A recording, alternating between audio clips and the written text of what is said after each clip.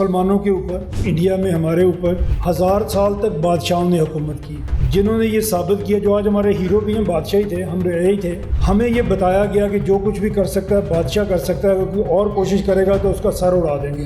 ہمارے لوگ اس نظام سے نکل کے اگر کسی مذہبی لیڈر کے پاس چلے گئے تو اس نے کہا کہ ہاں میں تمہیں ضرور پڑھاؤں گا اور سکھاؤں گا، پہلے تم میرے مرید بنو، میرے سامنے نہیں بولو۔ پیر کے سامنے بولنا تو کفر ہو جائے گا، بولو گے نہیں میرے سامنے، سوال نہیں ہوگا۔ بادشاہ نے بھی سوال کرنے سے منع کر دیا۔